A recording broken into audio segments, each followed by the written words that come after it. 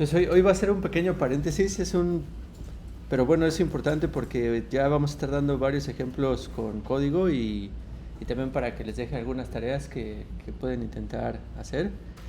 Y pues vamos a ver ya un pequeño, así, creo que hasta ya tiene un par de años que hice esto, pero creo que me agarré los ejemplos de la ayuda principal de PyTorch. Entonces es algo que ustedes pueden agarrar y de la librería que quieran.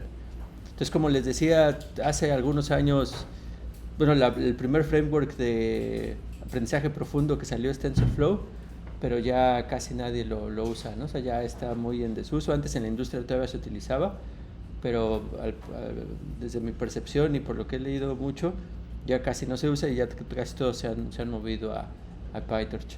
Yo en lo que he investigado, por ejemplo, de Reinforcement Learning y otras cosas, sí la mayoría de las plataformas están en PyTorch. Pero ahora lo que también ya está surgiendo mucho es JAX. O sea, parece ser que en muchas aplicaciones es mucho más eficiente que PyTorch.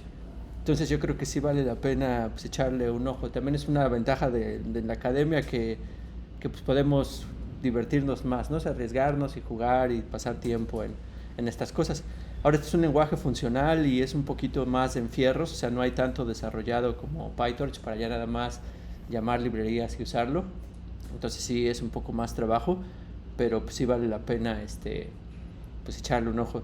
Entonces ahí, como les había platicado también en la introducción de la clase cuando vimos, entonces si alguien como parte de su proyecto quiere, por ejemplo, exponer cómo funciona JAX o hacer JAX así en un par de clases, pues también podría ser una opción de proyecto de fin de curso. Entonces, pero bueno, entonces ahorita vamos a ver un poco PyTorch. Sí han usado, alce la mano quien sí haya usado PyTorch en algún momento. Pues unos poquitos, ¿no? Entonces, sí es importante pues ver qué onda, ¿no? Y va a ser ahorita para lo que sigue que vamos a ver, va a ser muy importante.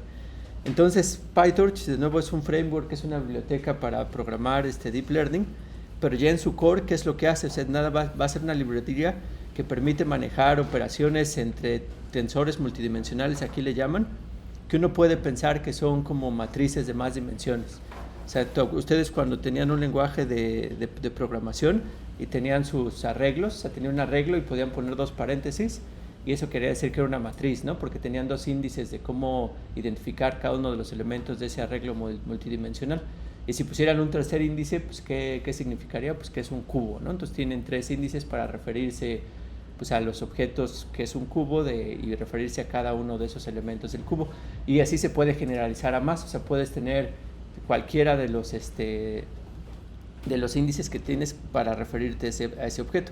Entonces es como que una librería para manejar pues esos arreglos multidimensionales que les vayamos a llamar tensores. Pero lo más importante, o por lo que se utiliza esto en Deep Learning, es porque al mismo tiempo provee de un framework para hacer diferenciación automática. O sea, para poder sacar derivadas de los objetos que definen esos tensores. Entonces, también a lo que vamos a ver y que de una vez voy a empezar a hacer énfasis que es muy importante en todo esto de Deep Learning, porque es tanto para hacer investigación como para entender todas las arquitecturas que hay ahorita. O sea, nosotros entonces lo que vamos a poder construir con esto son grafos computacionales. O sea, vamos a poder con PyTorch y utilizando estas operaciones y funciones de PyTorch, vamos a construir grafos computacionales.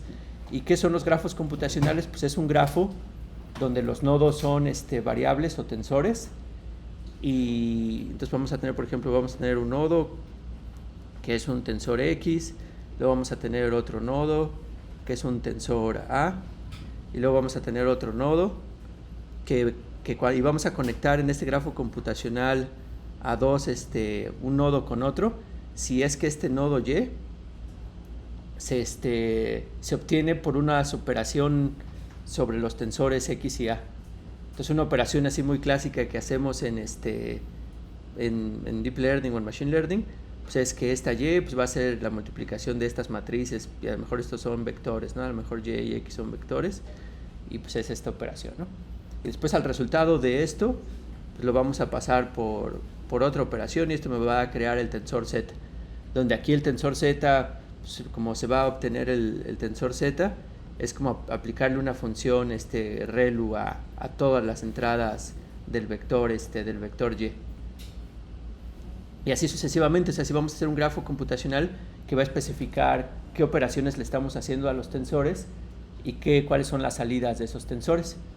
Entonces aquí la ventaja que permite este framework y muchos otros frameworks de este estilo es que después podemos decir, o sea, ya la salida, si al final tenemos un escalar, por ejemplo, ya un valor E de error normalmente le llaman, que es un escalar, podemos pedir que el framework nos dé cuál es la derivada de este escalar con respecto a cualquiera de las variables que la generaron, con respecto a cualquiera de las variables que generaron esta salida. Entonces podemos pedir, por ejemplo, cuál es el gradiente o cuál es la derivada del error con respecto a la entrada X, o cuál es la derivada del error con respecto a la matriz A. Que, por ejemplo, si la matriz A son nuestros parámetros de nuestra red neuronal que vamos a ver ahorita en unas cuantas clases, entonces normalmente es lo que vamos a querer hacer, porque vamos a hacer gradiente descendente, que también lo vamos a ver. Pero bueno, todo esto es un framework para manejar tensores, operaciones con tensores, pero él nos va a hacer la diferenciación automática. O sea, lo que nos va a permitir es poder hacer derivadas de la salida con respecto a cualquiera de los elementos internos que tiene el grafo computacional. ¿Y por qué esto es importante? Porque estos frameworks te dan esta flexibilidad. Normalmente ya hay arquitecturas muy conocidas que pues ya tienen cómo es el cómputo, pero por ejemplo si están haciendo investigación o quieren incluir algo del problema en su arquitectura, que es lo que he estado tratando de promover, que es este inductive bias que tenemos, entonces pues, lo pueden hacer, ¿no? O sea, pueden agregar otro nodo con la operación específica, o pueden diseñar su operación específica como la quieren, y pues este framework les va a permitir hacer eso, siempre y cuando el caveat es que sí sean diferenciables, o sea, siempre y cuando se pueda calcular la derivada de esta cosa. Y por ejemplo, algo que también dan estos frameworks es que se pueden calcular siempre y cuando utilicen operaciones que están implementadas en el framework, por ejemplo, multiplicación matricial, por ejemplo, esto de aplicarle una función punto a punto a los otros, productos cartesianos, o sea, hay muchas operaciones que están por allí. Mientras estén utilizando esas operaciones, pues el framework va a poder sacar las derivadas sin necesidad de nosotros volver a hacer un algoritmo específico que calcule las derivadas para entrenar nuestro nuevo modelo. O sea, esto ya nos permite nada más que se nos ocurra una nueva arquitectura en este contexto y la diferenciación automática va a seguir estando presente.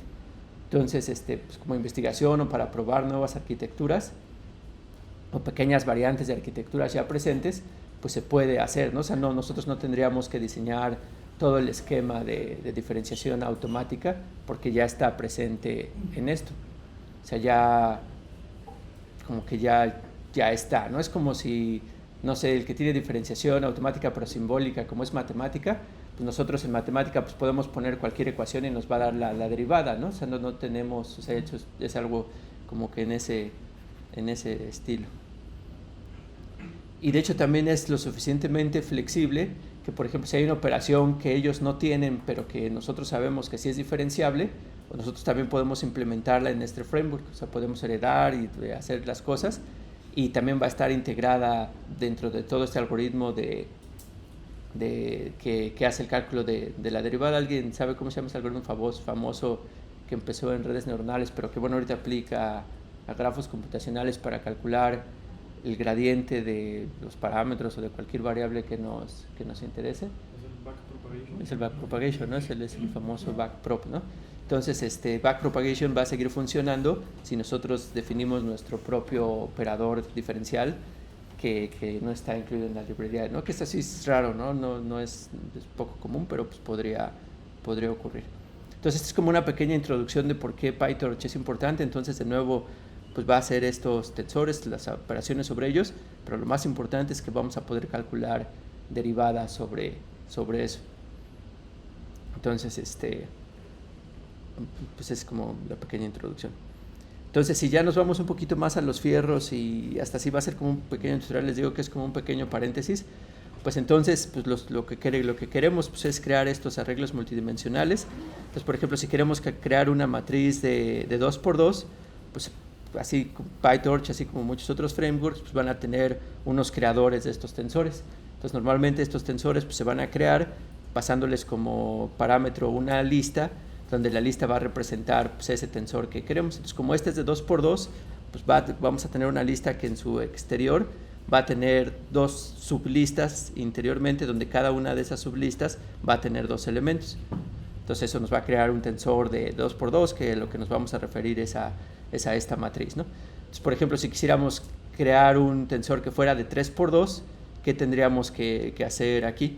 O sea, ¿qué se referiría? Que hay un tensor que tiene pues, una matriz de 3 renglones por 2 columnas, ¿no? Entonces nada más tendríamos que aquí poner una coma y agregar el siguiente renglón que nos faltaba, ¿no? Y eso nos daría pues ya el tercer renglón. Si quisiéramos otra columna, ¿qué tendríamos que hacer? Que fuera de 2x3.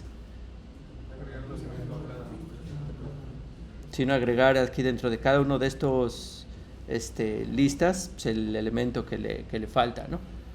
Pero por ejemplo, si, bueno, ya no me acuerdo bien de diapositivas, pero si por ejemplo ahorita quisiéramos también aquí que fuera otro por 2, ¿eso qué significaría?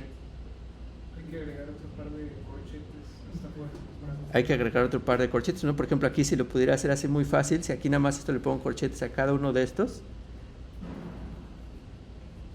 esto significaría que es 2 por 2 por 2 por 1. O sea, ya agregué un índice, aunque ese índice ahorita no está haciendo nada, nada más tiene pues, su corchetito que lo está cubriendo, que ya lo hace un tensor de 2 por 2 por 1, pero luego esto es útil, o sea, vamos a ver que luego esto es útil para ciertas cosas, ¿no?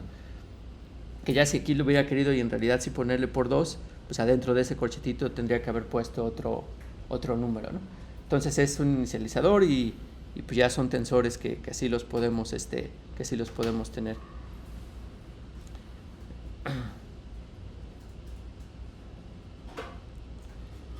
Y bueno, ¿no?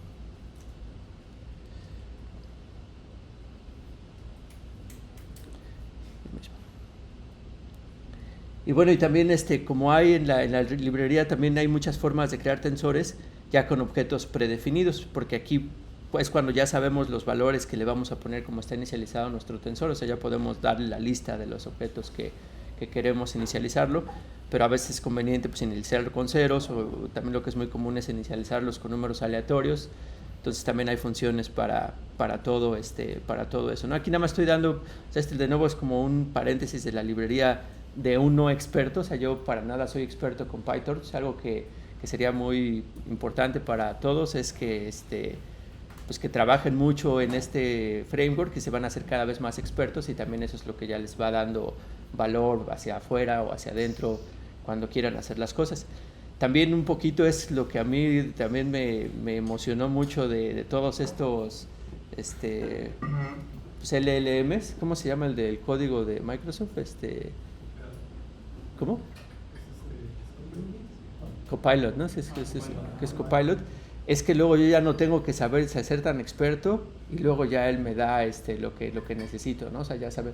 Entonces, como que en ese punto de vista es como que muy bueno. O sea, si utilizamos Copilot como si un Copilot, o sea, como un ayudante que uno sabe lo que está haciendo, pero se le olvida la sintaxis o ciertas cosas, entonces es como que de la forma mejor creo que se puede utilizar para seguir aprendiendo, y no usarlo como caja negra que nada más nos dé lo que ya queremos, porque no sabemos si sí lo está haciendo bien, ¿no? Y hasta la fecha sí puede hacer cosas no necesariamente correctas, ¿no? Yo sí me ha pasado que hay que corregir ciertas cosas. Entonces, pero nada más es como una introducción que estoy dando. Entonces, por ejemplo, hay un creador de tensores que los crea, lo inicializa con ceros, y nosotros damos las dimensiones del tensor. O sea, aquí vamos a decir que es un tensor de 2 por 4 por 4, que todo esto lo podemos interpretar como que son dos matrices de 4 por 4, ¿no? O sea, son dos matrices, que aquí esta es una y la otra es de 4 por 4. Y también podemos poner como parámetro cuál es el tipo de dato que va a ser los elementos que van a tener ese tensor. También esto es importante. Alguna vez así también era de los payasos que no me gustaba bueno, no sí me gustaba, pero bueno, a veces era medio payaso, que no me gustaba que se dieran las clases con Python, o sea, que uno empezara a aprender a programar con Python. Y una de las cosas de aprender a programar con Python es que es como demasiado fácil, él llena los huecos. Por ejemplo, no tenemos que decir de qué tipo de dato es cada una de las variables que creamos. Entonces, pues eso como que no se nos internaliza cuando estamos haciendo código y es muy importante. O sea, aquí en PyTorch en particular es importante decir cuál es el tipo de dato, porque de eso, por ejemplo, va a depender qué tanta memoria vamos a utilizar para nuestro modelo. O sea, por ejemplo, puede haber un entero de tamaño 32 o los enteros por default. Creo que en Python es lo que les digo que no sé, pero estoy hablando nada más por medio memoria. Creo que son 64, o sea, creo que son de 64 los enteros por default. Entonces se ocupa el doble de memoria un entero de 64 bits que un entero de 32 bits. Entonces, si de por sí no tenemos suficiente hardware aquí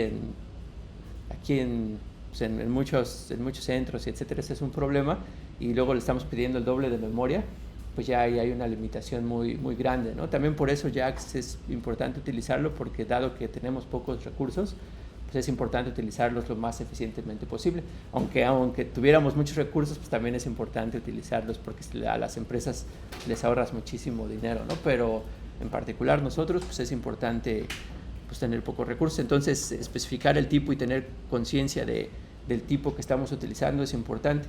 Por ejemplo, también mucho de Deep Learning, hasta la gente estaba utilizando punto flotante de 16 bits.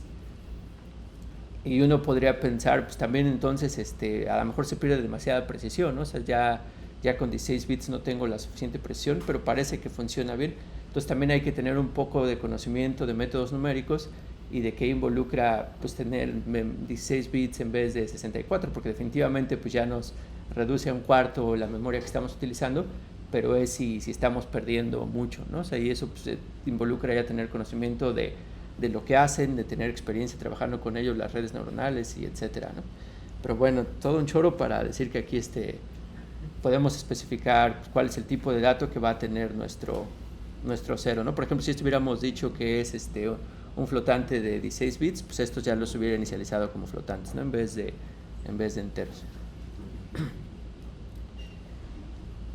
Y bueno, y de nuevo aquí también, que lo vamos a ver, hay una operación que de hecho es bien importante, en parte por esto es lo que estoy dando, que se llaman vistas de un mismo tensor, pero aquí esto es, pues nada más es un arreglo multidimensional, que ahorita lo estamos refiriendo con índices de estas propiedades, pero pues yo ahorita hablé que eran dos matrices de 4x4, ¿no? Pero también pude haber dicho que era una matriz de 2x4, donde cada una de las entradas es un vector de longitud 4, ¿no? O sea, uno, dependiendo del problema que está haciendo, puede referirse al tensor pues, de la forma que quiere, mientras todo lo esté haciendo con la lógica adecuada para para este pedazo de memoria que tiene estos cajitas de números de 2x4x4. Entonces, pues la lógica pues ya va a depender del programa, de cómo utiliza estas cosas, ¿no? A lo mejor aquí lo que interesa, pues nada más son todos los vectores y por alguna razón están agrupados en una matriz de 2x4, pero lo que interesa al final son estos dos vectores. Pero a lo mejor no, a lo mejor sí lo que interesa son las matrices de 4x4, porque estamos aplicándole una multiplicación matricial a estas dos matrices, ¿no? Y cosas así por el estilo.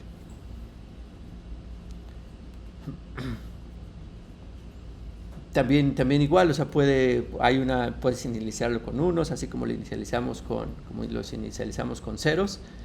Y también ahora otro parámetro de la inicialización que también es importante es a qué dispositivo va a entrar este tensor. O sea, también el auge que tuvo Deep Learning, también igual ya se los han dicho mucho, pero bueno, yo siempre lo digo porque sí soy medio gamer, es por los GPUs, ¿no? O sea, cuando con los GPUs y con todos los datos se pudo hacer esta inferencia con gradiente descendente y todo lo que hacen las redes neuronales, pues de manera mucho más eficiente, o sea, ya de manera mucho más práctica, aún para el hardware que se tenía por ahí del 2005, 2006, cuando empezó a trabajarse esto. Entonces, pues aquí pueden especificar cuál es el dispositivo donde van a meter su tensor, puede ser CPU o GPU, y también esto es algo importante que la experiencia y todo se los va a dar. O sea, si hay el GPU, pues es importante pues, que utilicen el GPU, ¿no? Que pasen su código al GPU. Pero también hay veces que donde uno se equivoca es cuando se está pasando información del CPU al GPU, porque hay que mover nuestros tensores de alguna forma al GPU. Pero, por ejemplo, si por alguna razón lo regresamos al CPU y lo movemos de nuevo al GPU, esas operaciones son muy costosas. Entonces también debemos de tratar de que siempre todas las operaciones no se estén moviendo de GPU a CPU, que a veces es necesario, o sea, bueno, ya cuando veamos ciertas cosas puede que sea necesario, pero es tratar de minimizar esta cosa.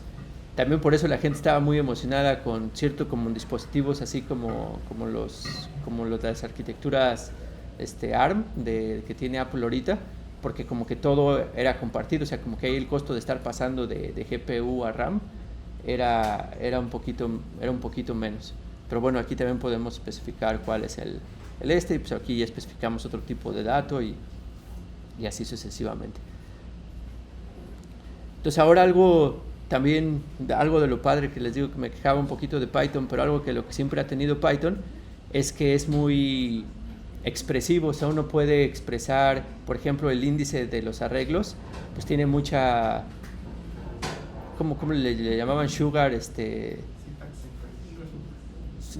sugar syntaxis, ¿no? Ya lo dije en Spanglish.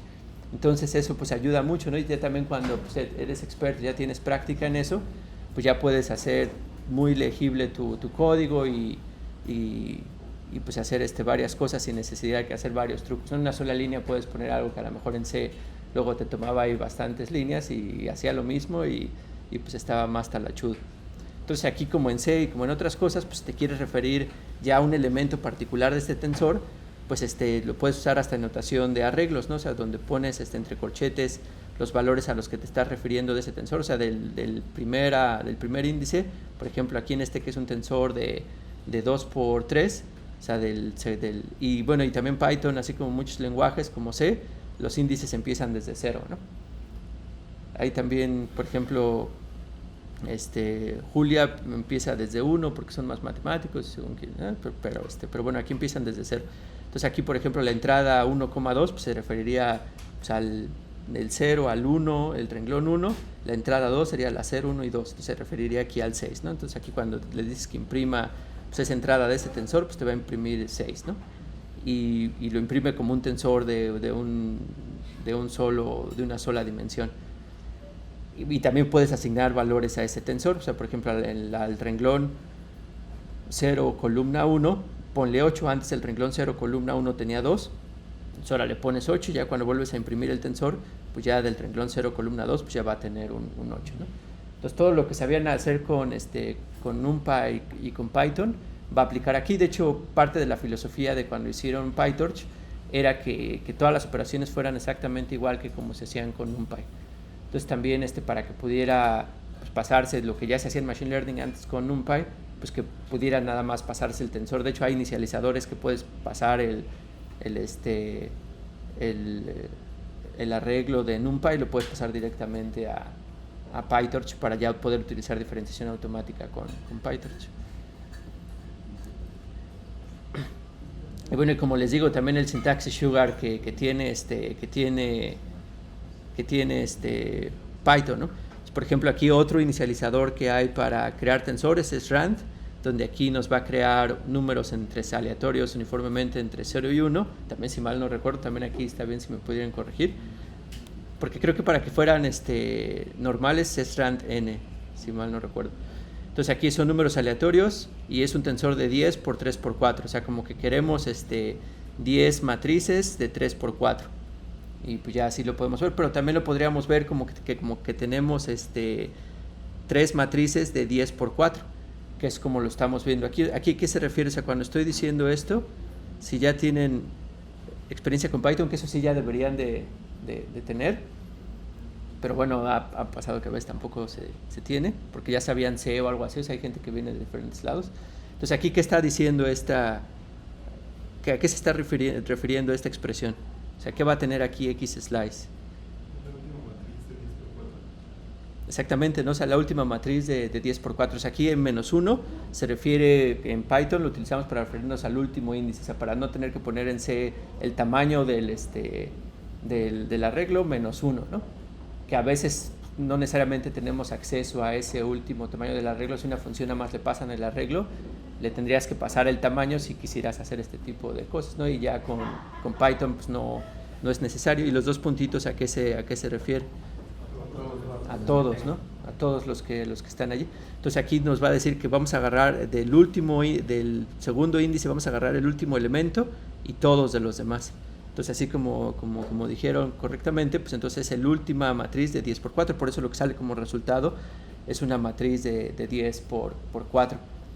Y es importante verla, ¿no? O sea, si lo vemos ahorita aquí como que son 10 matrices de 3 por 4, o sea, por ejemplo, una forma de verla es que teníamos pues la matriz de 3 por 4, ¿no? Entonces teníamos una matriz de 3 renglones, entonces aquí se voy a poner nada más y de 4 columnas, ¿no?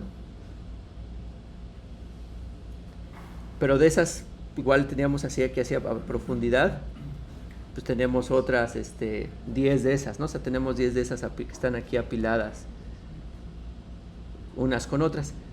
Entonces aquí si nos estamos, ¿cuál ya sería en esta representación? ¿A quién nos referiríamos de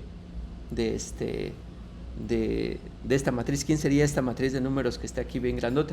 O sea, porque como estamos poniéndola aquí, estamos diciendo que 3 por 4, o sea, que este índice es el segundo, ¿no? O sea, que este índice que va hacia aquí abajo es el primer índice, ¿no? Le voy a poner aquí, o sea, les voy a poner letras, ¿no? Este sería el I, J y K.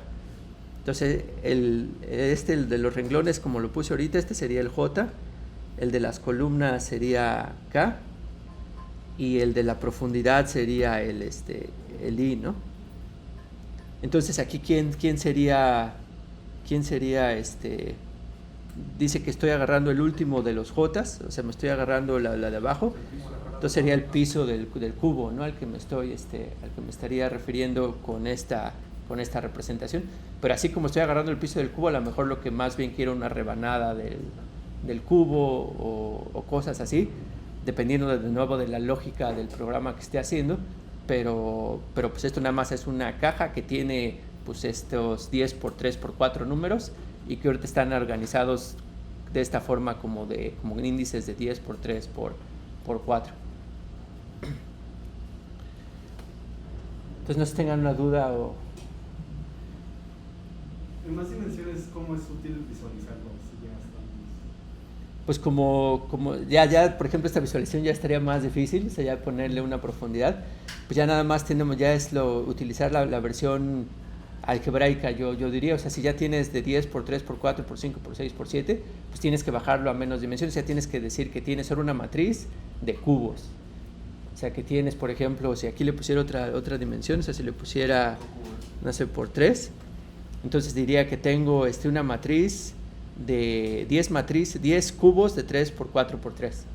Entonces el primer índice me va a decir qué cubo es el que estoy utilizando, y así, o sea, ya es como que tal vez ya dibujarlo aquí ya no es posible, pero de nuevo, o sea, la lógica sigue siendo correcta, o sea, cada índice, o sea, son números que son 10 por 3 por 4 por 3 números y que los puedo acceder. El primer índice me va a decir pues el primer objeto de esta parte, este otro índice me va a decir el primer objeto de esta clase y así sucesivamente, ¿no?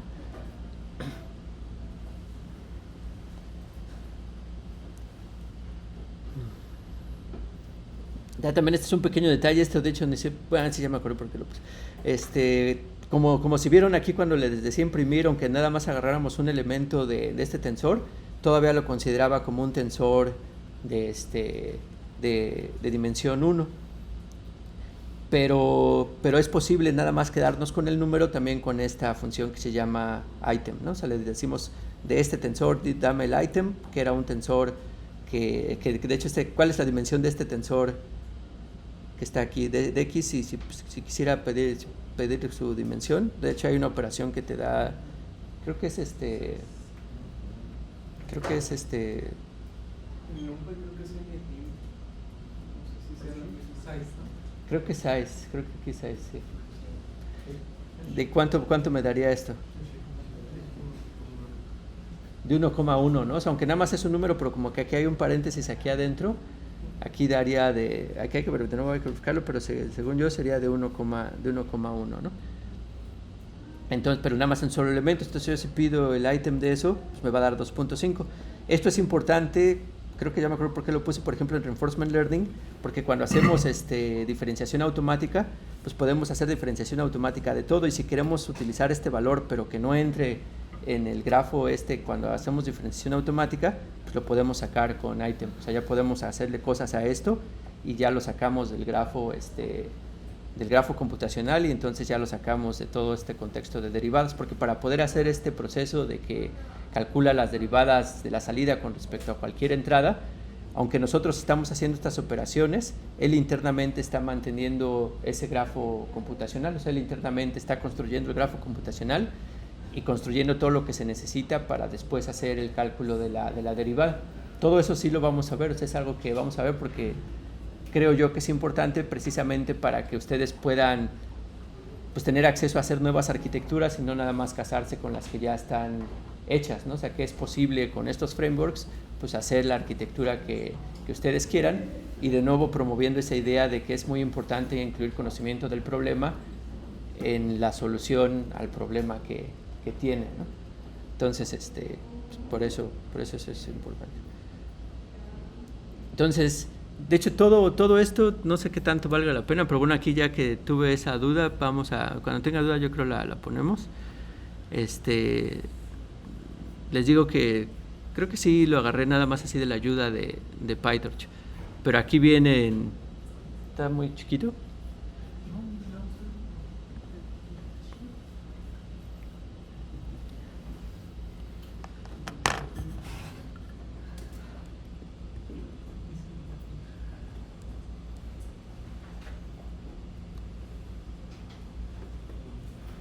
Yo como estoy ciego, por eso siempre tengo empatía con todos los compañeros ciegos.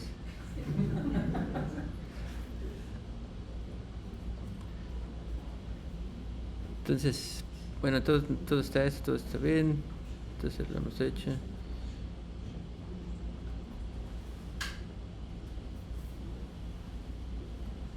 Y aquí hay un poco más de ejercicio. Por ejemplo, aquí esto de 0, o sea, cuando ponemos aquí valores alrededor de los puntitos, ¿a qué se refiere en Python? Se especifica un intervalo, ¿no? Y sin incluir el final, ¿no? Entonces esto sería el 0 y el 1, ¿no?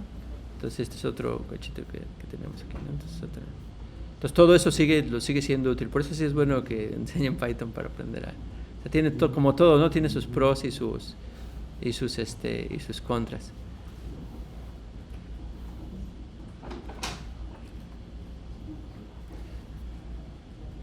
Sí, estaba por aquí. Entonces aquí está este ejemplo, ¿no? El de 2.5. Entonces aquí, y de hecho en vez de ndim es dim nada más, ¿no?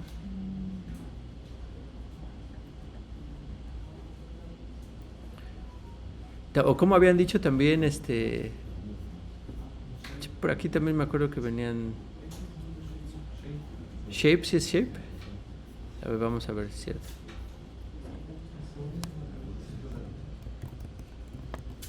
¿Y como operador o como...? Como propiedad. Sí, ¿no? Entonces, aquí está... Pero ¿a poco X?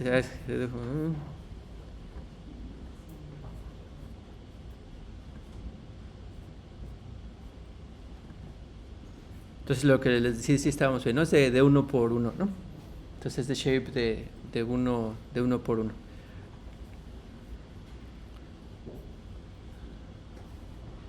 Y bueno, y también como les digo, o sea, es el chiste estar...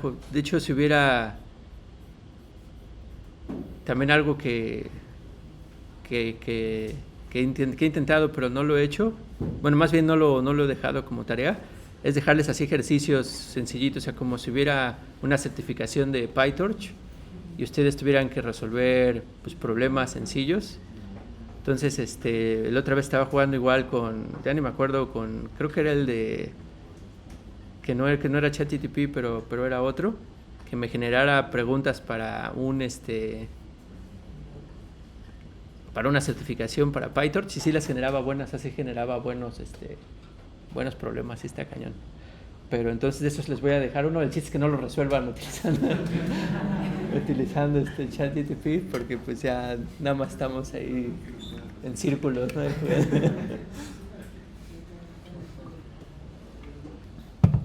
Pero cuando sea eso, pues va a ser igual, ¿no? O sea, voy a pasar al azar a un par de gente, igual como eso sí es más rápido, igual podemos subir la probabilidad de que sí pase alguien y pues ya tiene que explicarlo aquí rápidamente, ¿no? Entonces sí traten de hacerlos.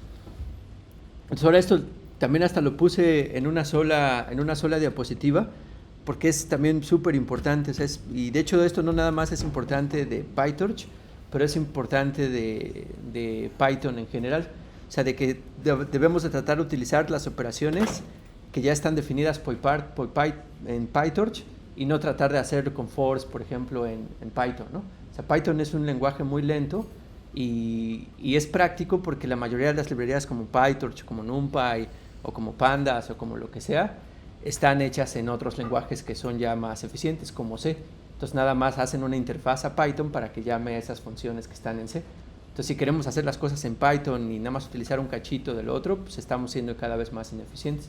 Entonces es importante siempre utilizar todas las operaciones que tienen que ver con tensores, utilizar las operaciones definidas por la librería y no quererlas hacer manualmente, y que luego puede pasar, o sea, por eso es parte de la experiencia que tengan de saber qué sí son todas las operaciones que están ahí. Por ejemplo, una que viene en la ayuda también, creo que también nada más me fusilé, es por ejemplo si queremos sacar los recíprocos de todos los valores de un tensor, o sea, si tenemos el tensor y queremos sacar uno sobre el elemento del tensor, ¿no? O sea, queremos sacar nada más todos los recíprocos.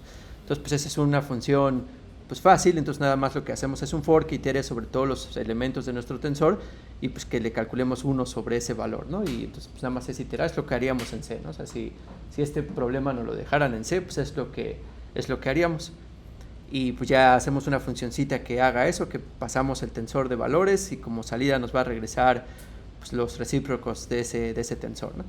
Entonces aquí como ejemplo también podemos inicializar un valor como randint. Creo que aquí la firma de esta función es que especificamos los valores de 1 hasta 10. Aquí me parece que también es sin incluir al 10.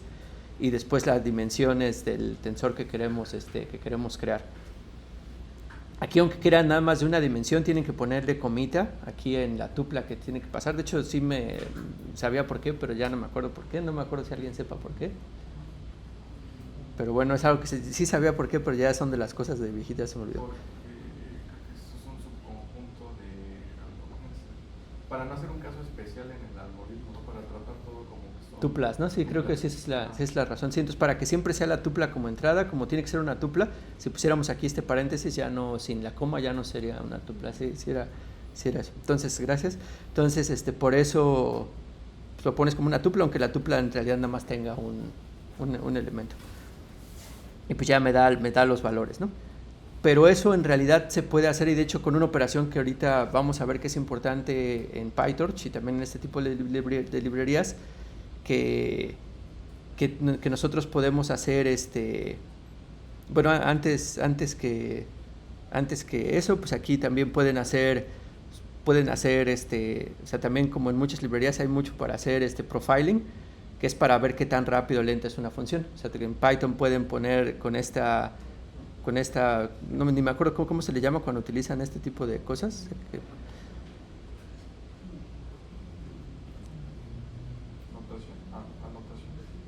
No, creo que no es una anotación, yo no me acuerdo cómo se llama, pero es como que una metaoperación donde pues le dicen, o sea, como que es un cacho de código que le va a llamar a esta función, y que lo que hace es correrlo muchas veces para hacer estadística de qué tan rápido es. Entonces creamos con nuestra función que hicimos, o sea, creamos primero un arreglo así bien grandotote de 1,000,000 de números. Bueno, no tan grandotote, pero para mí es grandotote. Antes nada más trabajábamos con 100 para que no fuera lento, ¿no? Pero bueno, aquí son 1,000,000 de números. Hacemos nuestra función que creamos y le decimos que saque el profile de esa función. Entonces nos dice que más o menos se tarda pues como 7.32 segundos en promedio, más esta desviación estándar en correr. Aquí hace estadística porque hay la autoridad de la máquina donde lo estamos corriendo, si el sistema operativo hizo X o Y cosa, entonces no siempre es la misma circunstancia en lo que la está corriendo, ¿no? Entonces por eso es que se tienen que hacer estadísticas. Pero si eso lo comparamos, o sea, si en vez de hacer toda esta función, o sea, en vez de hacer todo este chorizo, en realidad para sacar los recíprocos pudimos haber hecho nada más uno entre el big array. Aquí parece que no, o sea, por eso hay que tener conocimiento un poquito de esto, porque estamos haciendo división de un número sobre un vector en este caso, ¿no? Entonces es una operación que no está definida, ¿no? Matemáticamente hasta tal vez es poco común en cualquier libro de álgebra lineal o así tener una operación que sea un entero entre una estructura ya más complicada, ¿no? Pero ¿qué es lo común o qué, por ejemplo, qué sería la lógica que aquí tendría de esto?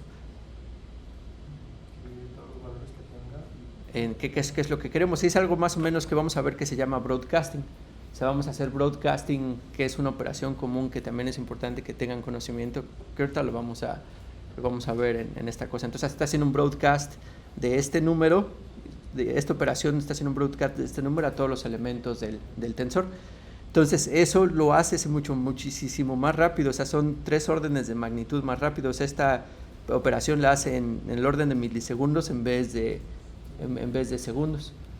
Entonces es muchísimo más eficiente, o sea, nunca debemos hacer esto, que aunque sea correcto y aunque sí jale nuestro programa, pues ya cuando yo les pida, a ver, ya dame tu programa, y ustedes digan, no, pues es que todavía está trabajando la computadora, ¿no? Pero mientras estoy jugando ahí StarCraft, ¿no? Entonces en lo que así les decía yo a mi asesor. Entonces pues no sé si son 3 órdenes de magnitud, no es la diferencia que tarde pues 1 hora a días, ¿no? Entonces pues es importante, ¿no? Hasta podemos perder un poco el tiempo en eso porque sí se ve la diferencia aquí, ¿no?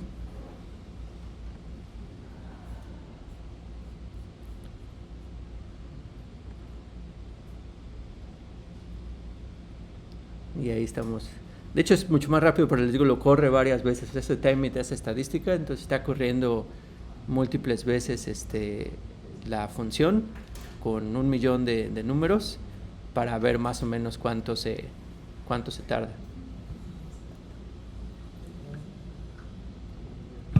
2.7 segundos, ¿no? Y bueno, aquí nada más también la verificación que se hacen exactamente lo mismo, ¿no? O sea, que 1 sobre valores y esta función que hicimos, pues sí nos da los recíprocos exactamente como queríamos. Pero ahora si le calculo esto a esta función, de hecho ya en segundos de hacer el time, el otro cuánto hizo, 22 segundos y aquí 7 segundos, ¿no? Entonces sí es bastante más, de hecho hasta aquí salió en microsegundos, aunque salió casi 1 milisegundo, ¿no?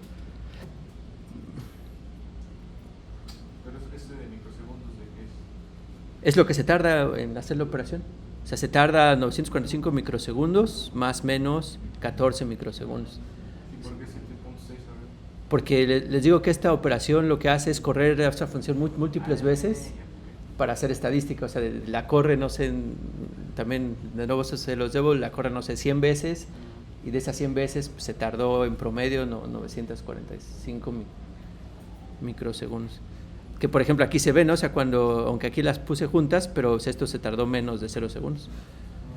Una sola vez haber corrido esas 2 operaciones. Sí.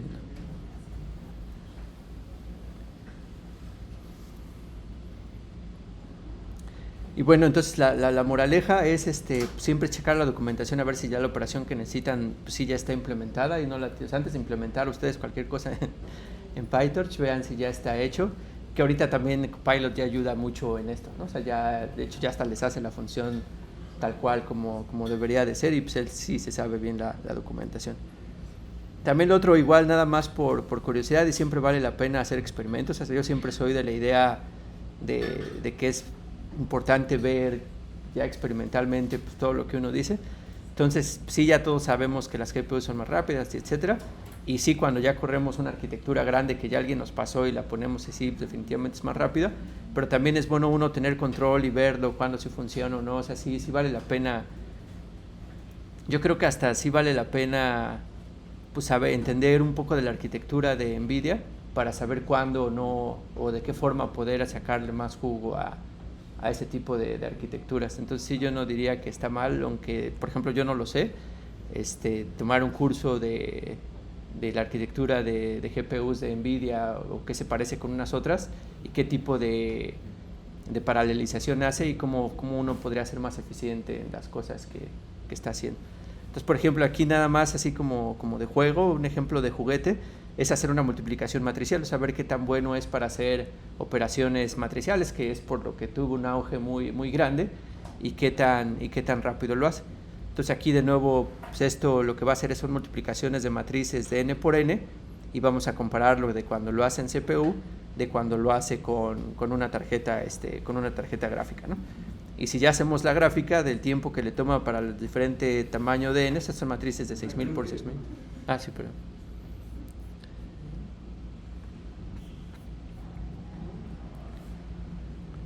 Sí, entonces ahí estaba nada más el código, ¿no? No habíamos hecho nada, o sea, nada más es siempre checar la documentación. Aquí está el código que nada más hace la multiplicación matricial, o sea, hay una operación de multiplicación matricial en PyTorch. Y y sí está cañón, ¿no? De hecho, ni siquiera, o sea, es tan pequeña esto que ni siquiera alcanzamos a ver qué tanto tiempo le toma, porque debería de incrementar con n, ¿no? Aunque se esté haciendo en paralelo, pues sí debería de haber un incremento con n, pero hasta aquí tanta es la diferencia que hay que ni siquiera la alcanzamos a ver. Entonces, pues sí, también, pues sí vale la pena que... Yo siempre digo que me compro mis GPUs según para trabajar y ya siempre nada más termino jugando, ¿no? Pero bueno, también sí, al menos sí tienen el pretexto de que sí es necesario.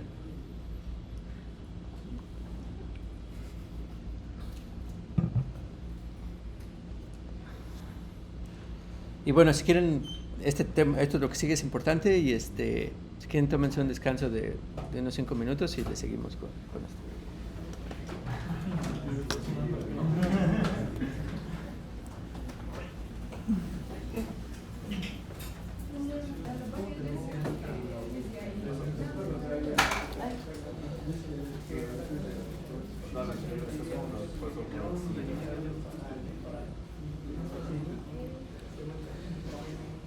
Bueno, pues vamos a continuar. Entonces, esto era lo que les decía que de nuevo, o sea, que nosotros cuando tenemos un tensor, pues es un almacenamiento de un montón de números y que tenemos los índices para referirnos ya de manera precisa a esos números. Pero hay veces que es importante verlos desde diferente perspectiva y ya también desde el punto de vista de código, pues para hacer operaciones ya en esa diferente perspectiva. Entonces hay una operación que se llama view, que es muy importante en PyTorch y que lo que hace es como que hacer una traducción de los índices de cómo vamos a ver a esa matriz. Entonces eso es muy importante por una cosa, y es que esa nueva vista que hacemos de un tensor que ya teníamos va a ser exactamente los mismos números, o sea, no va a crear una copia de los números que ya estaban antes. Entonces también de nuevo, como a veces tenemos tensores que son de millones de elementos, si para hacer esa nueva operación lo que queremos es cambiarle la forma en cómo la accesamos y hacemos una copia, pues entonces ya empezamos a hacer nuestro código cada vez más ineficiente.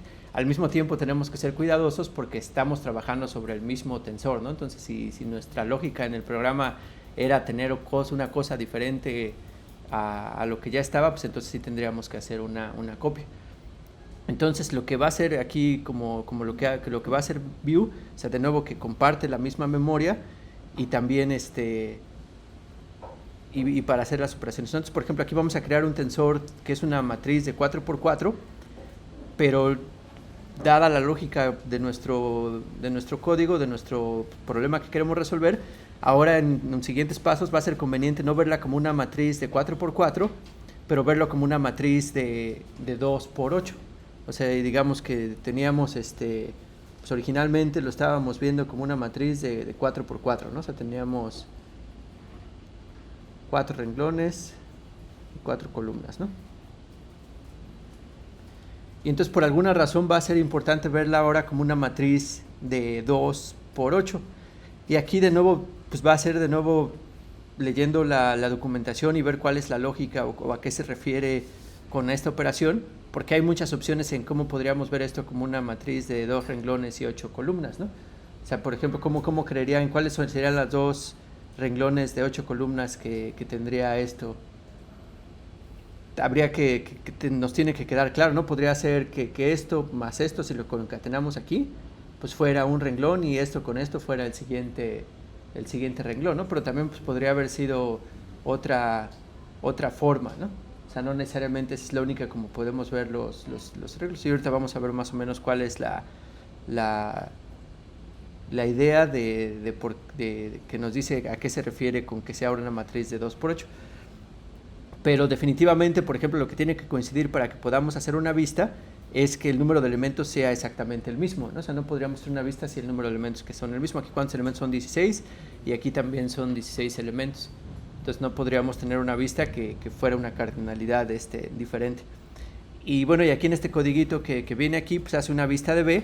Y por ejemplo, lo que hace este pedazo de código es nada más comparar si la memoria donde están almacenados los dos tensores T y B, donde B es una vista del tensor T, pues ver si están en la misma lugar de memoria y pues ya resuelve que es verdadero, ¿no? O sea, que sí en realidad son los mismos números. O sea, de hecho a los números no le hace nada. O sea, nada más a lo que afecta a esta operación es cambiar la estructura de datos que administra el tensor que estamos analizando. O sea, ahora si ya le decimos aquí, pues como ponemos B de 0,7, pues sí nos va a dar un valor, ¿no? Cuando si aquí pusiéramos B de 0,7 nos marcaría un error de índice, ¿no? Porque estamos tratando de acceder a un elemento que está fuera del índice. Si lo hiciéramos en C, de hecho en C no hay que hacer vistas, de hecho en C podríamos accederlo así no nos marcaría error. Y ahorita más o menos vemos por qué, ¿no? Y de nuevo aquí si a B, o sea si a la vista el 0,0 le pongo ahora que en vez de que tenga números aleatorios le tengo que tenga 3.14 y después veo ese del tensor original que tiene en la posición 0,0, pues va a tener 3.14. Aquí sí se refieren a la misma entrada porque los dos son la primera que teníamos, ¿no? O sea, aunque son los índices distintos, pero sí se ve que es 3.14. Entonces es la vista que tenía. Y una de las cosas, si se pueden implementar de diferentes formas, tampoco de hecho soy experto en eso, pero bueno, lo que alcanzo a entender es que de nuevo cuando en la memoria de muchos sistemas, en particular por ejemplo de NVIDIA, no sé exactamente cómo esté, pero podemos ver a la memoria como que un pedazo como la RAM, como que nada más es una columna grande de enteros, ¿no? De enteros de 64, de lo que sea que se tienen que ser. Entonces, de hecho, cuando se estudia código en C, pues vemos a la memoria así nada más como un pedazo de entradas o de registros donde podemos almacenar los resultados que estamos teniendo. Entonces, aquí no tenemos matrices, no tenemos estructura de nada, simplemente tenemos un pedazo de memoria que es el que queremos acceder. Entonces, como más o menos así a grandes rasgos es la lógica de cuando creamos un tensor de 2×4×3, pues simplemente empezamos a apilar las cosas en este pedazo de memoria grande. Entonces, primero, por ejemplo, vamos a decir que tenemos dos matrices de 3×4. Entonces, esto quiere decir que el primer índice se va a referir va a contener 3×4, o sea, 12 elementos que están dentro de cada uno de estos índices. Entonces, por ejemplo, vamos a dividir este pedazo grande de memoria. Digamos que tenemos nuestro pedazote de memoria y decimos que vamos a tener dos cosas de 12 elementos, ¿no? Entonces aquí caben 12 elementos y tengo dos cosas de 12 elementos. Entonces el primer índice lo que va a hacer es que como se hacía en C, o sea, si alguna vez aprendieron C o utilizaron programación en C, ustedes el primer índice les da la posición al primer elemento de la memoria. Entonces digamos que aquí está su posición del primer elemento de la memoria, el P0, y después el primer índice lo que les va a decir es aquel elemento al que se van a dirigir es al P0 más el índice por 12, donde 12 es aquí porque sabíamos que era 12 pues lo que abarca, por ejemplo, el primer índice pues es el primero de la memoria, pero ya el segundo índice, si queremos la segunda matriz de 3×4, pues deberíamos de avanzar 12 posiciones en ese arreglo para ya empezarnos a referir a la segunda matriz de 3×4. Si aquí hubiera sido de 5 en vez de 2, que tuviéramos 5 matrices, entonces la 3 sería 3×12 y ya podríamos acceder a los siguientes elementos de esa matriz. y así lo podemos hacer recursivamente. Entonces ahora esta que es de 3x4, 12, también la accedemos como en elementos de tamaño 4. Entonces esta la vamos a dividir en 4 bloques de 4. Entonces el segundo índice va a dar saltos de 4 para referirse a los diferentes renglones que tenemos aquí, porque cada renglón ocupa 4 objetos. Entonces esos saltos que tenemos que dar les llaman stride. Entonces para acceder a esto, a la posición que corresponde a si hacemos del índice I, J, K, entonces lo que necesitamos es que dentro de este tensor esté una estructura de datos que le llaman stride, que nos dice los saltos que van a dar. Por ejemplo, en este caso el primer índice da saltos de tamaño 12, el segundo índice da saltos de tamaño 4 y el último índice pues sí ya nada más da saltos de tamaño 1. Entonces, por ejemplo, si quiero referirme a la entrada de mi arreglo X, 2, 4, 7, pues entonces allá en memoria pues sería la posición inicial más 2 por 12 más 4 por 4 más 7 por 1. Y entonces eso me daría la posición 24 más 4 por 4, 16, bueno, ya lo que sea que esté allí. Y pues más o menos hace sentido, ¿no? O sea, aquí 2 se refiere que es 2 por 2, 24, entonces va a ir hasta esta posición. O sea, eso les va a ser P0 más esta posición ya son las 24. Luego las 4 por 4, 16, pues se va a mover 4 renglones hacia adelante y ya lo va a llevar acá. Y de ese quiero el séptimo elemento y pues ya nada más me muevo el séptimo elemento a la... No sé si me estoy yendo muy rápido o si sí queda claro. O sea, es una forma de, digamos que hasta ingenieril, de computacional, de organizar este pedazo de memoria que nada más tengo una tira y de organizando una estructura de tensor como yo la quiero tener. Entonces también lo que quisiera es que con estas cosas de vistas, quisiera que fuera muy eficiente, que poder, o sea, no tener que hacer copias. O sea, yo aquí todo el objetivo es que no tenga que copiar mover ninguno de estos elementos de mi arreglo, pero ahora quiero accederlos desde otro punto de vista lógico. Entonces, por ejemplo, en el ejercicio que teníamos aquí abajo, que teníamos una matriz de 4x4 y que ahora la queremos acceder como una matriz de 2x8, entonces, ¿qué teníamos en este caso? O sea, teníamos pues, nuestro pedazo de memoria y estaba dividido en cuatro cachos, que cada cacho tenía 4 elementos, ¿no? Entonces, el primer índice iba a saltar en estos pedazos de 4. Entonces ahora si lo queremos ver como y digamos si aquí yo pidiera el stride de esta matriz, ¿de cuánto sería? O sea, ¿cuánto sería el stride de t? Si hiciera t.stride, no me acuerdo si stride es la propiedad, pero ahorita la checamos en el código. Pero si hiciéramos t-stride, nos debería de dar algo así como 1, ¿qué?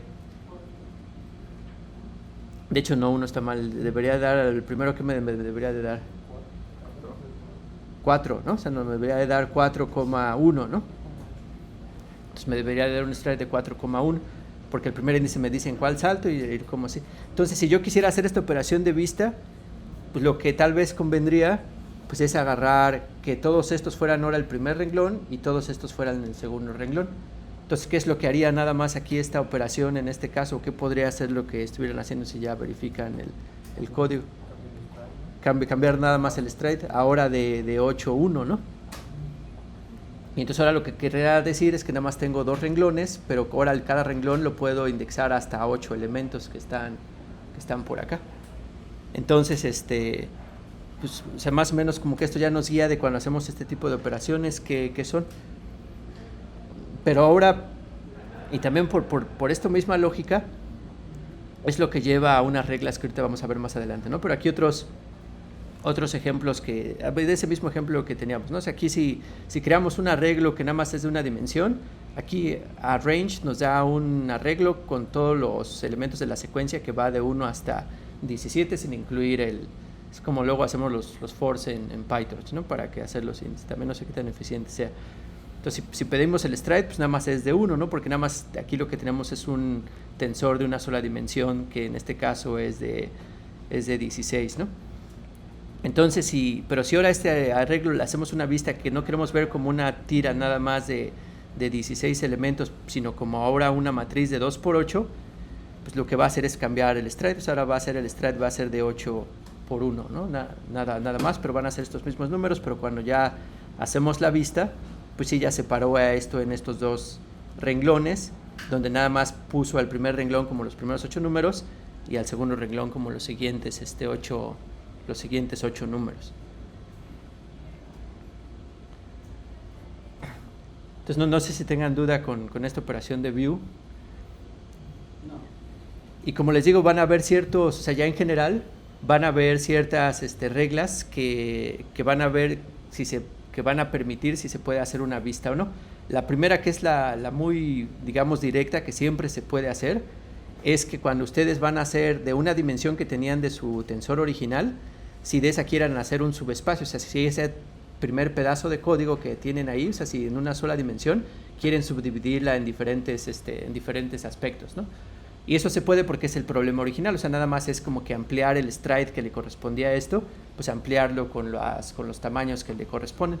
Entonces siempre va a ser posible particionar pues una dimensión del tensor original en una multiplicación de dimensiones más pequeñas, siempre y cuando pues esta multiplicación dé al valor de la dimensión original. Entonces, por ejemplo, aquí igual si hacemos un arreglo de 12, de una sola dimensión de 12, y eso lo queremos ver como una matriz de 3x4, pues sí es porque es 3x4, 12, ¿no? Pero también podríamos hacerlo de 3x2, por 2x2, ¿no? O sea, podríamos hacer 3 matrices de 2x2, también como pues multiplican a 12, pues también es posible, ¿no? Entonces eso siempre es posible hacerlo y lo hacemos.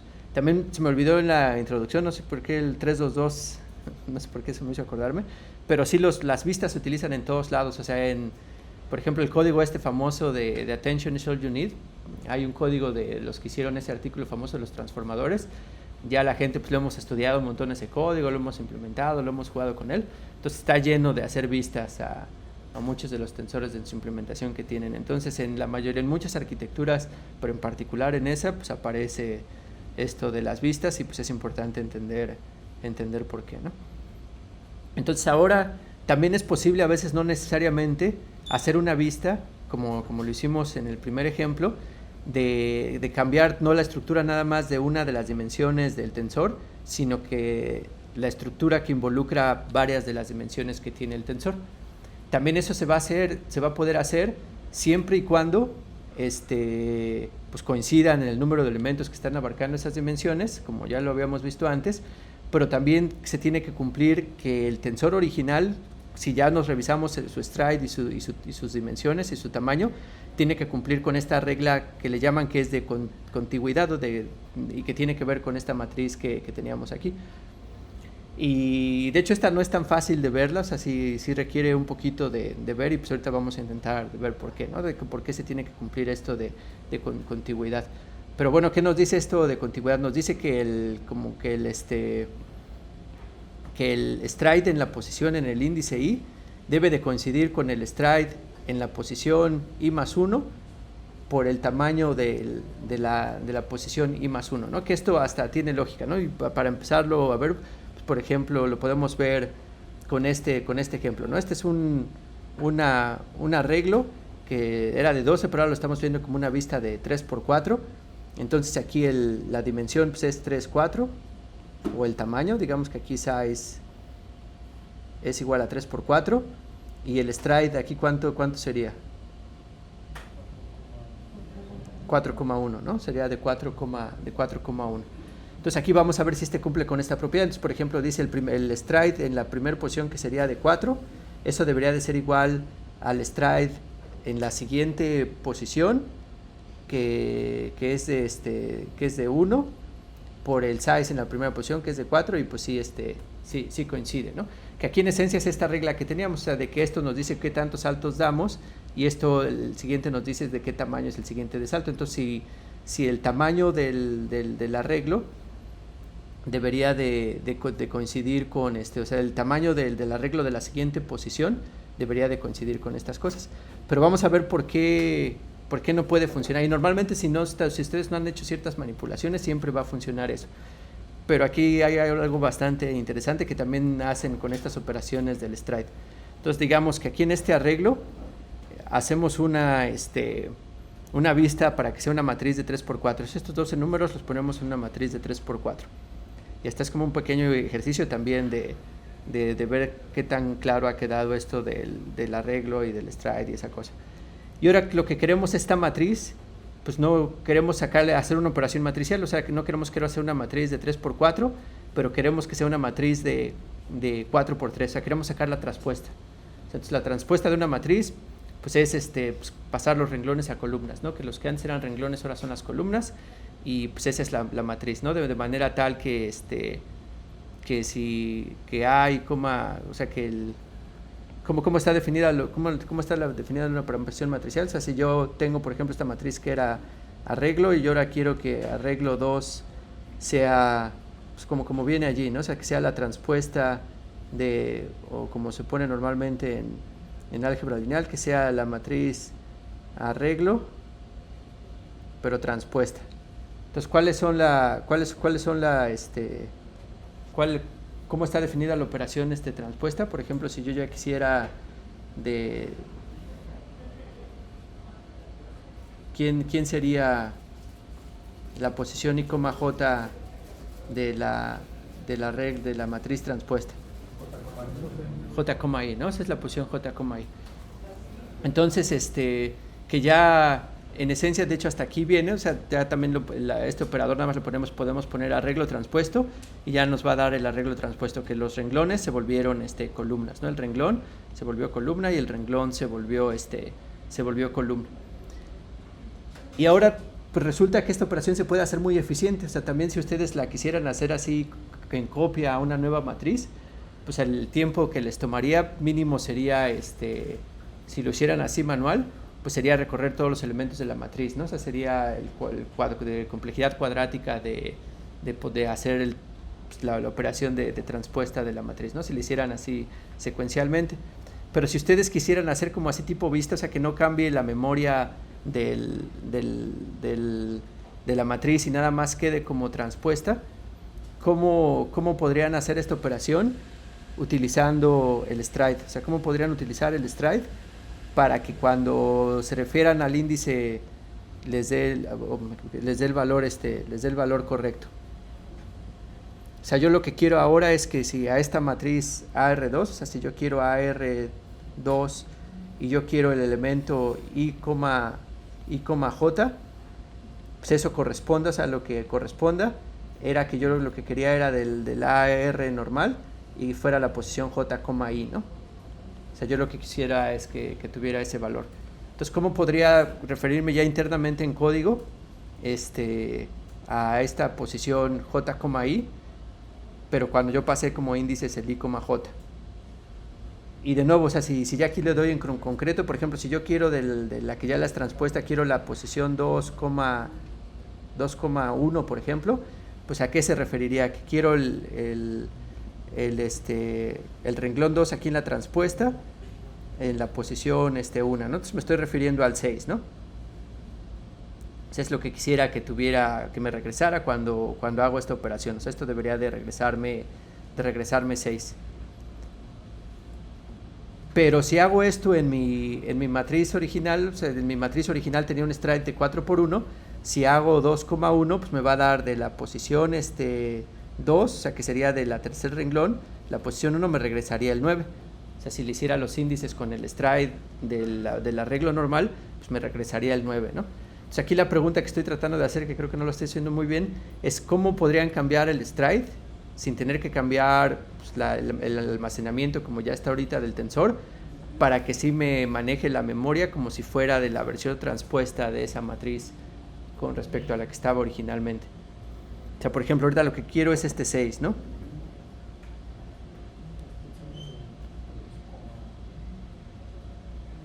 Haces un nuevo view y le pones, o sea, como que intercambias los índices usando stride.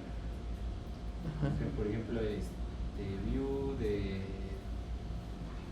3,2 es igual a stride 2,3 o algo así.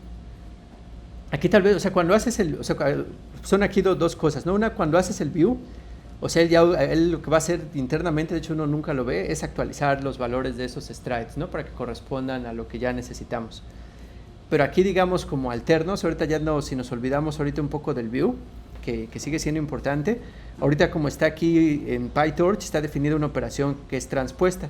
sea que esta nada más va a ser válida si nuestro tensor al que se le estamos aplicando, pues es una matriz o se puede ver como un conjunto de matrices que le haría de nuevo transpuesta a todas esas, ¿no? Entonces, supongamos que es una matriz y le aplico transpuesta a esa matriz. Nada más volteamos el strike, ¿no?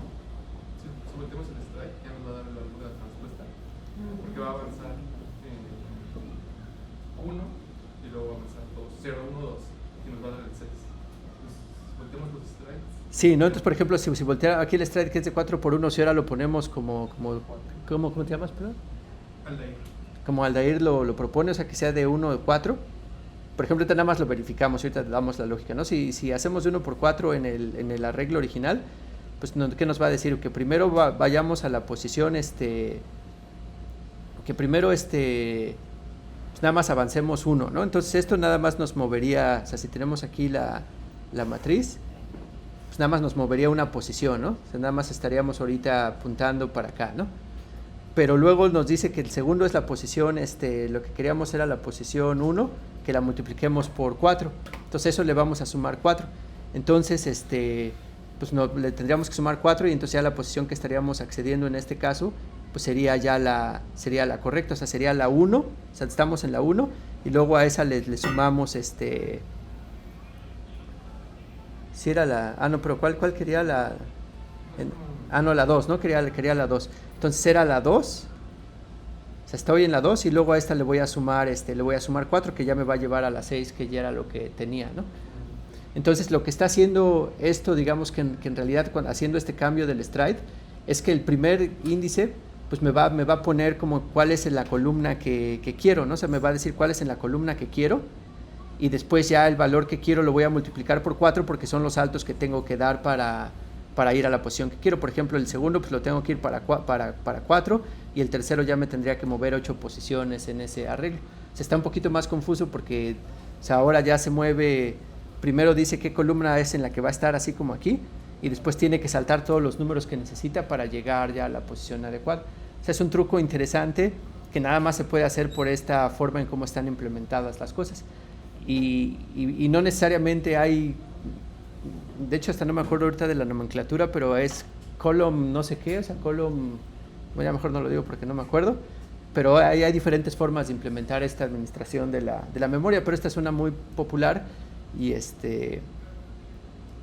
una forma de hacer eso. Pero a lo que voy es que si ahora regresamos a este punto y ya estamos trabajando ahora sobre arreglo 2, ya esta forma de acceder a la memoria ya no cumple con esta propiedad. O sea, ya ahora si queremos esta matriz que ahora ya tiene un tamaño de 4x3 en vez de 3x4, o sea, ahora aquí arreglo 2 ya es una de 4x3 en vez de 3x4, ya no le aplicaría esta propiedad y lo podemos ver, ¿no? O sea, ahora ya esta es una de 4x3, digamos ahora el tamaño es de 4x3 y si verificamos lo que teníamos antes, pues ya desde el principio ya falla, ¿no? O sea, el stride en la primera posición vale 1 y ese tendría que ser igual al stride de la posición siguiente que es 4 y por el tamaño de la siguiente posición que pues ya de hecho definitivamente ya no funciona, ¿no? Entonces ahí es por ejemplo un caso en el que ya estas condiciones de contigüidad, o sea aquí ya la memoria no está contigua, si se fijan para acceder a los mismos elementos de una sola dimensión, tenemos que estar dando estos saltos dentro de la memoria. Y pues ya si intentamos hacer eso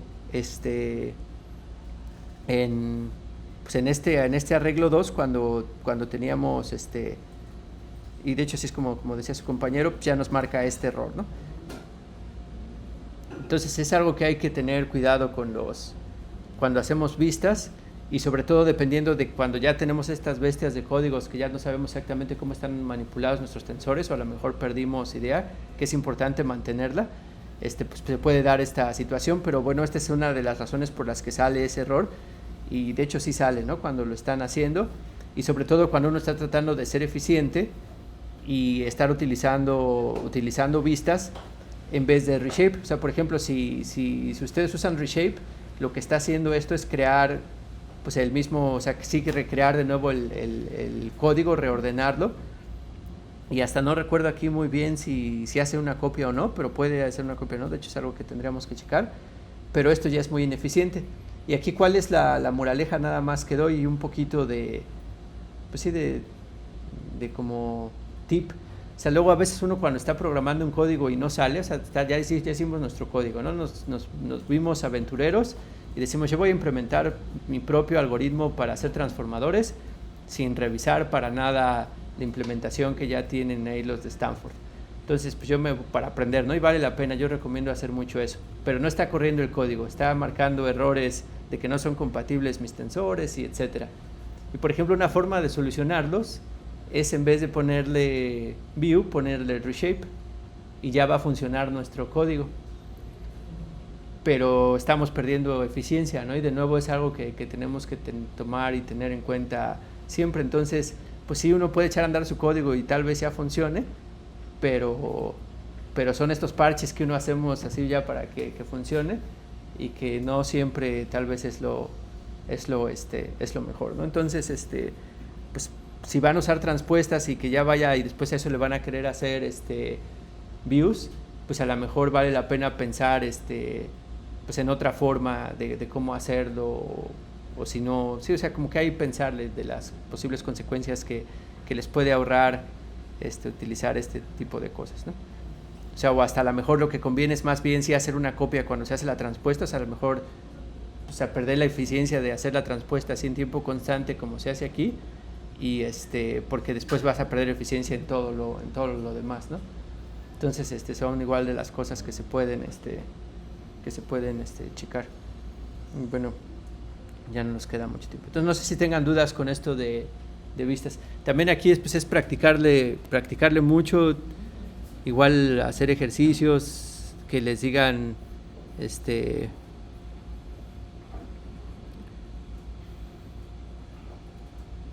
y pues, sí, a ver, hagan esta operación donde tienen que usar vistas y etcétera, ¿no? Entonces, a ver, esto ya no lo corremos.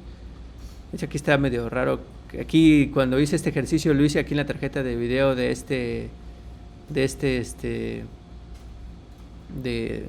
aquí de la Mac. Aquí no es CUDA, no me acuerdo, MPS creo que se llama. Pero aquí sale este pico aquí. ¿A qué creen que se refiera?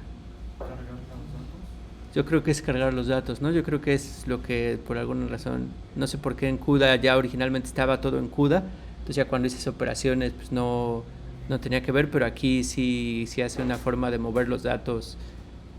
También no sé cómo está la arquitectura de los procesadores de esta cosa, ¿no? Pero bueno, hay un cargado de datos inicial, entonces también por eso es bien importante de estar moviendo los tensores de CPU a GPU, a lo que sea que está haciendo la versión paralela de estas cosas, porque vean pues, pedazo de, pues eso está en segundos, ¿no? Creo, bueno, ya ni me acuerdo, pero supongo que está en segundos, o sea, sí es un buen pedazo comparado con lo que ya se tarda en hacer las operaciones, ¿no? Entonces es algo que hay que tener, algo que hay que tener cuidado.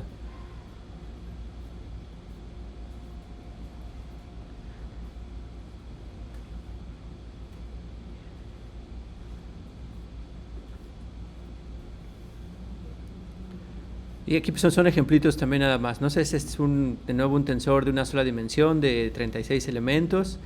Luego eso lo puedo ver como pues como 3 matrices de 4x3, que nada más hay que ver que sí sean sí tendría que ser también de 36, ¿no? Son 12x3, pues sí tienen 36, entonces también coincide, entonces sí lo debe de hacer bien. Es el ejemplo sencillo, ¿no? De que nada más debe de ser pues, un subespacio de ese espacio original. Ya si vemos el stride de estas cosas, pues también es de 12, 3x1. Y después también podríamos hacer del mismo arreglo original, pues en vez de que sean de 3 dimensiones, podrían ser de 4, pero igual tienen que multiplicar a 36, ¿no? Entonces son 6 por 2, 12, por 3, 36, entonces también esto es válido. Y ya tenemos esa nueva vista de varias matrices de 2 por 3. Y así sucesivamente, ¿no? Y si aquí viéramos bueno, bla, bla. Y bueno, ya está, y aquí está este ejemplo de la transpuesta. O sea, si hacemos la transpuesta, pues sí lo hace bien. La memoria va a seguir siendo la misma y de hecho lo hace muy eficientemente. Pero el stride pues, sí va a cambiar, va a permutar los índices y así corresponde bien, ¿no? Y pues ya el tamaño, pues ahora ya es una transpuesta. Originalmente era de 4x3 y ahora ya es de 3x4, no creo, así 3x4. Pero si yo ahora quiero esto regresarle una vista de 12, pues ya es donde me marca este error. O sea, de que no son compatibles los tensores, ¿no? Y de hecho aquí está interesante, a ver si no me estoy aquí echando un choro.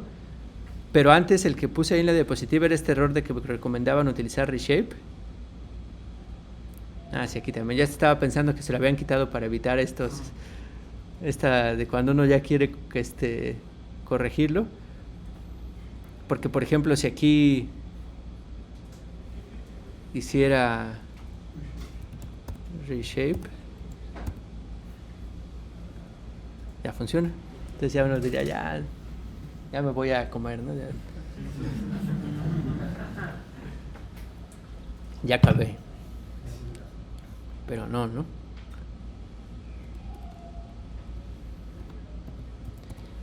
Y por ejemplo, hasta aquí vale la pena, no lo había puesto, pero que hicieran un time it, o sea, que hicieran un time it de esta operación y de la de reshape y vean cuánto están perdiendo, y luego si cuando se entrenan estas cosas, pues están haciendo pues, millones de veces, entonces, todo lo que perdieron por 1 millón, ¿no?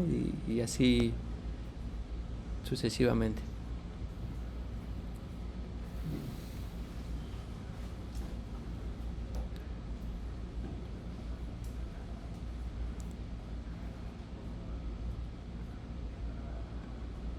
El error.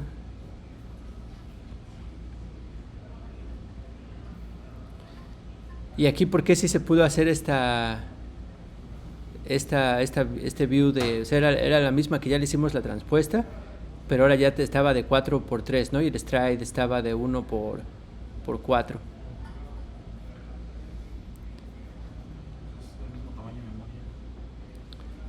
O sea, lo primero es que sí es el mismo tamaño de memoria, entonces hasta eso está bien. Y también lo que estamos haciendo es partir una de las dimensiones en subespacio, ¿no? Y ahí sí, pues eso te quedamos que es posible, aunque aquí pues igual ya no es tan fácil, como sí está fragmentada, pero aún aquí sí sigue siendo posible.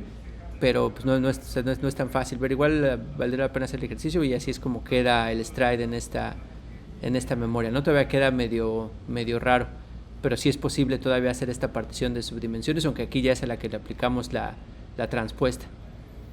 Pero de nuevo, si ahora queremos hacerlo a esta versión, pues también ella nos va a marcar error, y ahí vamos a violar pues, lo que ya teníamos antes.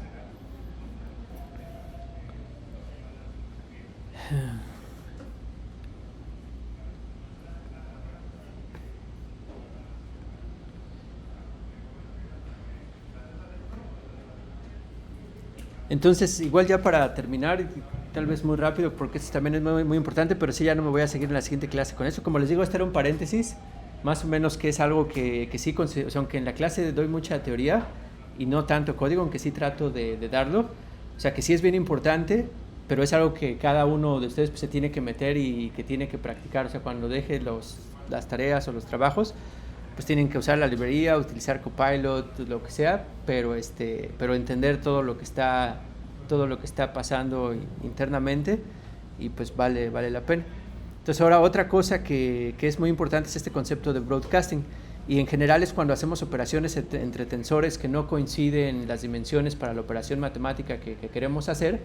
Lo que trata, o como está diseñada la librería, es que imagina que cuando uno especifica ese tipo de operaciones es porque lo que quiere hacer es paralelizar la operación, o sea, agarrar un solo objeto, el que es más pequeño, y eso aplicarle la operación a todos los objetos que están en el otro tensor donde coinciden las cosas, ¿no? Entonces lo que dice aquí, o sea, de que si hay ciertas restricciones, es que el arreglo más pequeño se le hace un broadcast. O sea, un broadcast es como que en redes sobre todo se veía de que cuando un paquete lo mandabas hacia todos los demás, ¿no? Hacia todos los demás elementos de la red, y que eso se tomó de cuando la gente habla y habla para todos, cuando hace el broadcast, las televisiones, etcétera, ¿no? Entonces que la cosa chiquita pues le va haciendo un broadcast a cada uno de se va a transmitir a cada una de las otras cosas que están haciendo, y eso también lo hace muy bien. O sea, eso también aprovecha mucho la arquitectura de las tarjetas gráficas. Esta era un modelo de paralelismo, ¿no? También ya no lo recuerdo también, pero era de single input single code multiple inputs, o algo así se llamaba. Entonces es de cómo utilizas, vas a hacer la misma operación, pero para diferentes valores, y donde uno de esos es común, que se va a pasar a todos los demás, ¿no? Entonces, unos ejemplos sencillos de esa idea. O sea, lo primero es que, por ejemplo, si hacemos una operación de por ejemplo, aquí dos tensores que representan vectores, pues si lo sumamos, pues la operación sí está definida matemáticamente, si es correcta, entonces pues nada más va a sumar componente a componente, ¿no? Porque es como está definido la suma entre dos vectores, ¿no? O hasta pueden ser matrices o etcétera, se suma componente a componente, entonces aquí lo hace bien.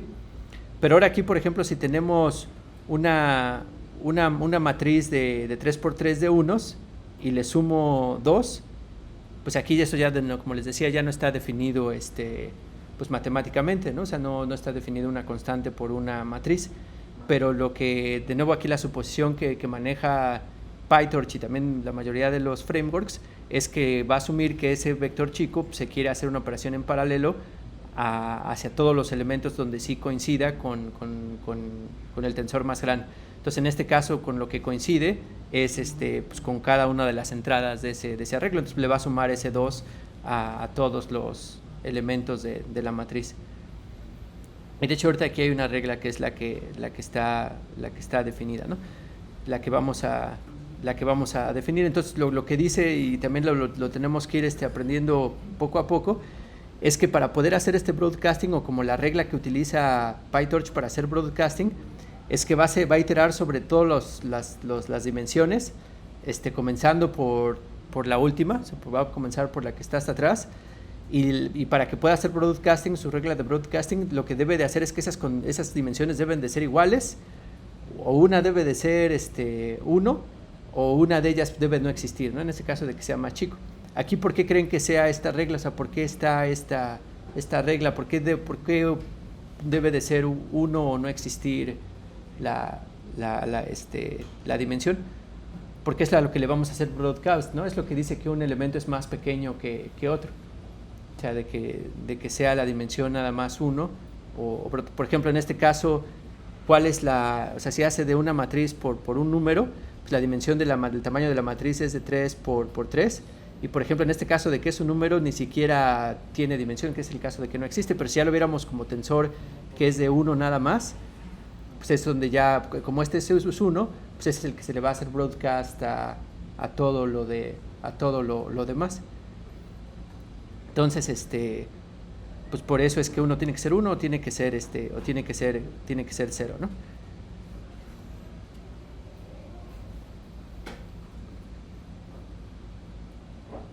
Y vamos a ver porque aquí creo que aquí tengo más ejercicios, y si no ahorita los podemos dibujar, ¿no? Entonces aquí está el de unos.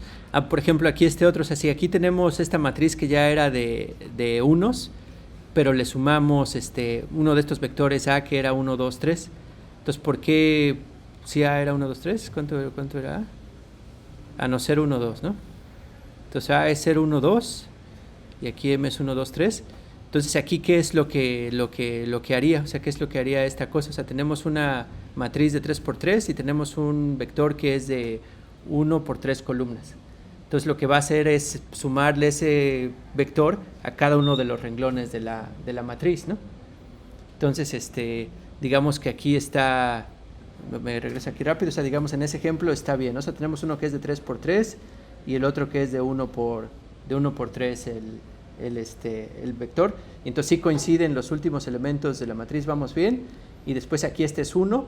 Entonces lo que nos dice es que todo este objeto que viene hasta acá, pues le hagamos broadcasting a lo que corresponden estos 3 que están acá, ¿no? Entonces serían los renglones.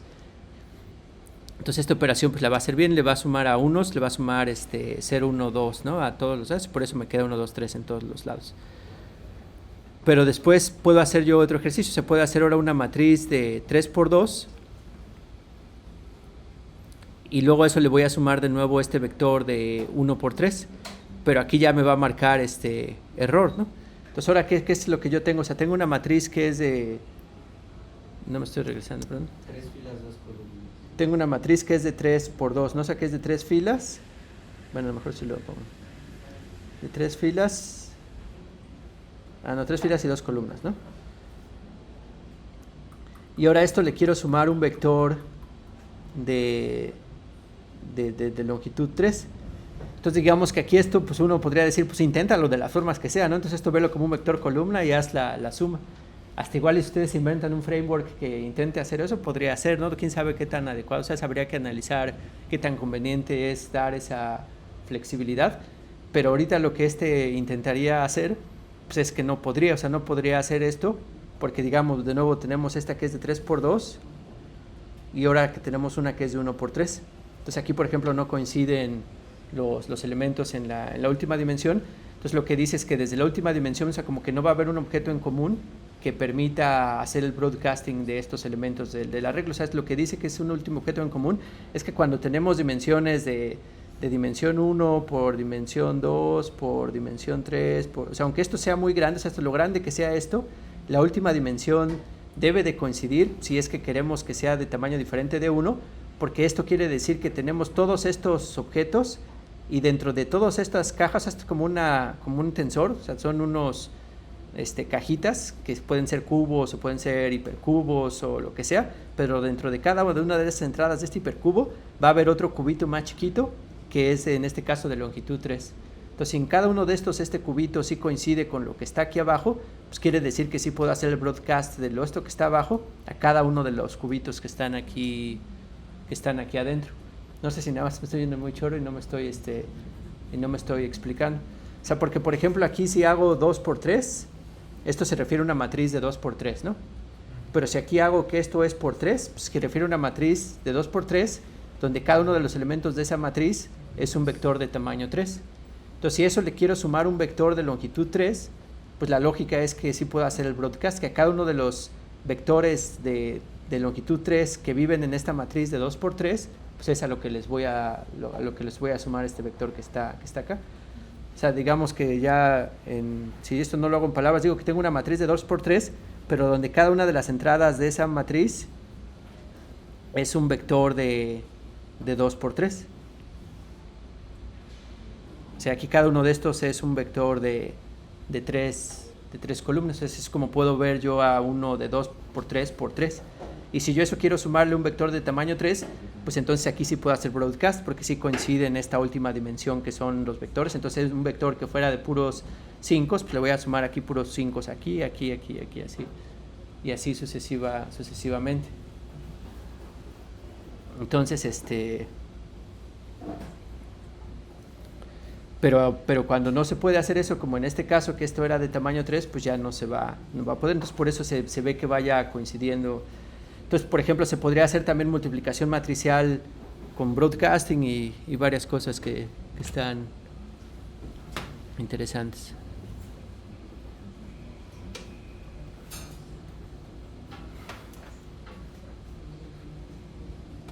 Bueno, ya para no estar dando todo el terreno, pues si quieren, ya aquí no tengan alguna duda con broadcast. Aquí apenas fue así una embarradita muy, muy pequeña. Entonces, al menos ahorita, digamos que ya, si no lo sabían, ya saben que existe esto del broadcast.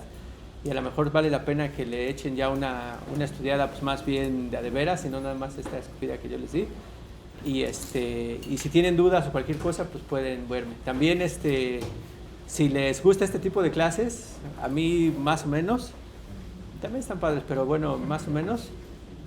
Pero podemos hacerlas más, o sea, también hasta podríamos igual echarlas a los viernes, a algunas que pudiéramos hacer. Entonces también ahí pues lo preguntaré ahí en Teams o si alguien quiere algo en particular que quiera sugerir, pues lo puede hacer.